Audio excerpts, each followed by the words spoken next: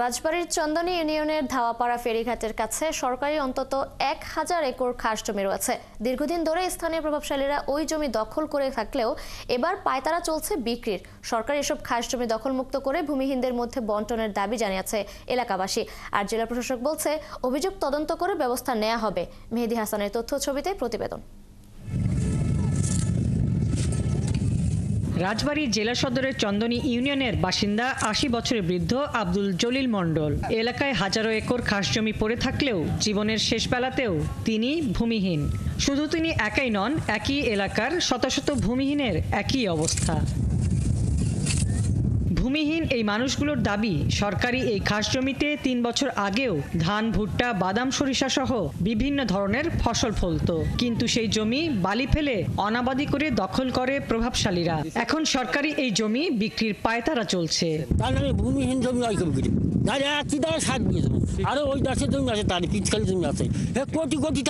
এলাকার কৃষকরা জানান, খাস জমির মালিকানা পেতে ভূমিহীনদের অগ্রাধিকারের কথা বলা হলেও রাজনৈতিক নেতাদের ছত্রছায়ায় ভুয়া কাগজ তৈরি করে দখল করে রেখেছে প্রভাবশালীরা। এই সম্পত্তি এখন সব খাস, এই খাস সম্পত্তি আমরা জনগণের ভিতরে বিতরণ চাই। আমরা ভোগ দল করে পারতেছি না। ফজলু মাতবার সে ব্যাগ জমি রেকর্ড করা নিয়ে গেছে, আমার 2-3 বছর পাত্তাই দিচ্ছে না।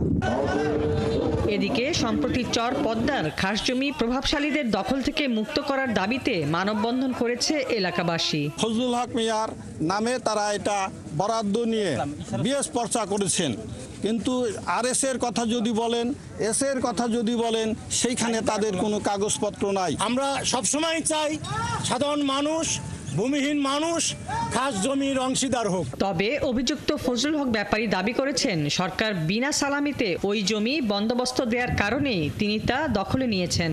সরকার আমাদের বিনা সালামে বন্দোবস্ত দিয়েছে। এই বন্দোবস্ত দিয়েছে হলো 78 সালে। তারপরে এই বন্দোবস্তের প্রেক্ষিতে আমাদের পরবর্তীতে বিএস রেকর্ড হয়েছে। বিএস রেকর্ড হওয়ার পরে এই জমিটা আমরা বকদখল করে খাচ্ছি। রাজবাড়ীর ভারপ্রাপ্ত জেলা প্রশাসক জানান, সরকারি খাস জমি বিক্রি ও হস্তান্তরের বিষয়ে লিখিত অভিযোগ পাওয়া গেছে। তদন্ত প্রতিবেদন হাতে পেলে ব্যবস্থা নেওয়া হবে। বিষয়টি সরেজমিন তদন্ত করে তদন্ত প্রতিবেদন দেওয়ার জন্য তদন্ত প্রতিবেদন প্রাপ্তি সাপেক্ষে আমরা আইন অনুযায়ী বিধিমোতাবেক ব্যবস্থা নেব।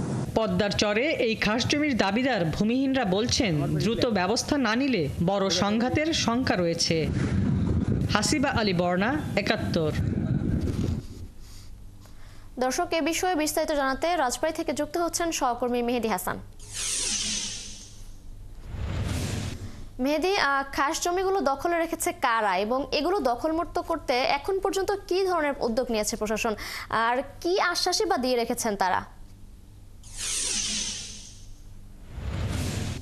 তিশা, আমি ঠিক এই মুহূর্তে দাঁড়িয়ে আছি রাজবাড়ী জেলার সদরের চন্দনী ইউনিয়নের জৌকুরা মৌজায়, যেই খাস জায়গাটি নিয়ে এলাকার আর মানুষের মধ্যে হতাশা তৈরি হয়েছে, বিভেদ তৈরি হয়েছে। আপনি জানেন যে খাস জমির যে মালিকানাধীন থাকবেন যারা ভূমিহীন রয়েছে তারা, এই কথাটি বারবার বলা হলেও এই চরাঞ্চলটি কিন্তু সেই ভূমিহীনরা কিন্তু ভোগ দখল করতে পারছেন না। এই স্থানীয় যারা প্রভাবশালী রয়েছে তারা দীর্ঘদিন যাবৎ এই চরটিকে ভোগ দখল করে আসছে। স্থানীয় একজন প্রভাবশালী রয়েছে ফজলু মাতব্বর, আর তিনি তার পরিবারের সদস্যদের নামে, তার আর নিজের নামে, তার সহধর্মিনীর নামে, তার ছেলের নামে, মেয়ের নামে অন্তত 100 একর ফসলি জমি কিন্তু সে তার নিজের নামে করে বিএস রেকর্ড করে তিনি নিয়েছেন।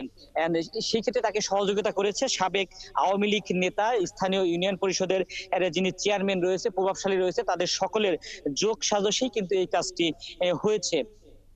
আপনি ক্যামেরার সাহায্যে যেই চিত্রটি দেখছেন, এটি আসলে মূলত সেই চর পর্দার যে খাস জমি, সেই চরাঞ্চলটি রয়েছে এখানে। এই চরের এক সময় ভুট্টো, ধান, গম, সরিষা সহ বিভিন্ন ধরনের সবজির কিন্তু আবাদ হতো। এই চরাঞ্চলের মানুষ সেই সবজিগুলো আবাদ করে তারা কিন্তু তাদের জীবিকা নির্বাহ করত। দীর্ঘদিন এই চরটিকে দখল রাখার কারণে যারা প্রভাবশালী রয়েছে তারা আসলে বালু ফেলে এই মাটিটিকে, এই এই মাঠটিকে সম্পূর্ণ চাষাবাদের অনুপযোগী করে ফেলেছেন। এখন তারা পায়তারা করছেন চায়নার একটি কোম্পানির কাছে এই জমিগুলোকে বিক্রি করার।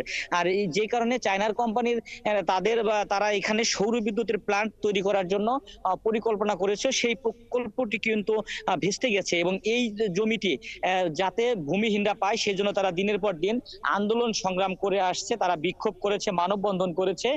সেই সাথে একাত্মতা কিন্তু প্রকাশ করেছে স্থানীয় যারা কৃষক সমিতি রয়েছে, স্থানীয় নাগরিক কমিটি রয়েছে, তারা একাত্মতা প্রকাশ করেছে। এবং স্মারকলিপির পরিপ্রেক্ষিতে রাজবাড়ীর জেলা প্রশাসন বলছে বিষয়টি তদন্ত করা হচ্ছে, তদন্ত করেই তাদের বিরুদ্ধে আসলে ব্যবস্থা নেওয়া হবে। প্রকৃত যারা ভূমিহীন রয়েছে তাদের মাঝে সেই জমিটি বন্টন করে দেওয়ার জন্য উদ্যোগ গ্রহণ করা হবে। তিশা। জি মেহেদী, উদ্যোগ নেওয়া হবে যেমনটি আপনি বলছিলেন। আপনি আছেন, খোঁজ খবর রাখবেন, পরবর্তী আপডেটের জন্য আমরা আবার আপনার সাথে যুক্ত হব।